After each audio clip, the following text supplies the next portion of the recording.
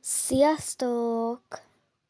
Hát ma arról lesz szó, a lakatos Brigiről, mint a bátyám is beszélt már róla, de mindegy. És ti hogy szeretitek ezt a lányt?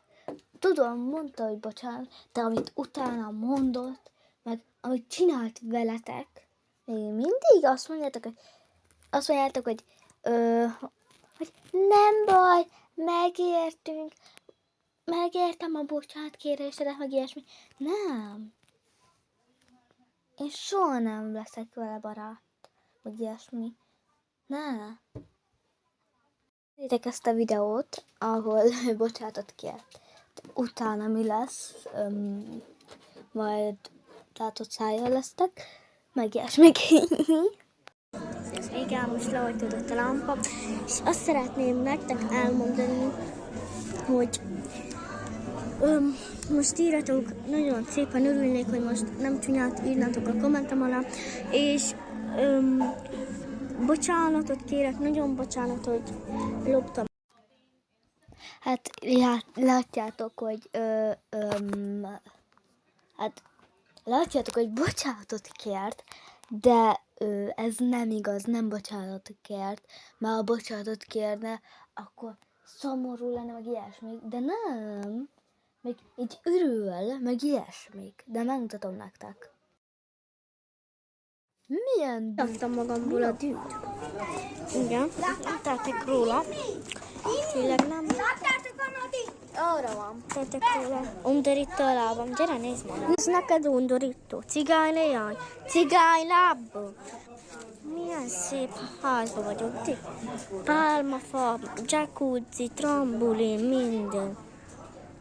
Nektek csöves ez a ház. Ez nektek csöves ez a ház. Ez a jó ház nektek, ez csöves. Pálmafa, minden. De ez mi? Halljátok? Azt mondja, hogy cigány-láb. Ja, és leszarom a lábát, meg a házát is.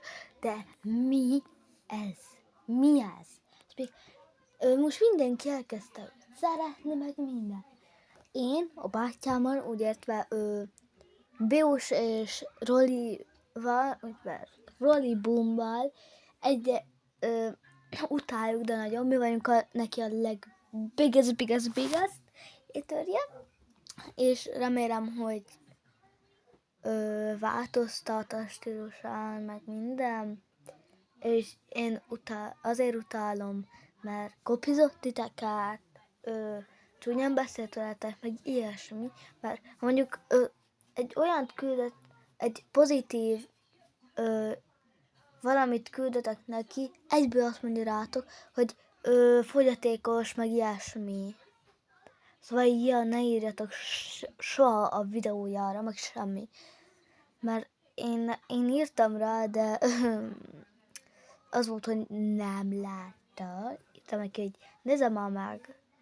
Meg minden videóját letörölte, de miért? Én csak azt mondtam egyik videómban, hogy azt a videót törölje le, amelyeket kopizta.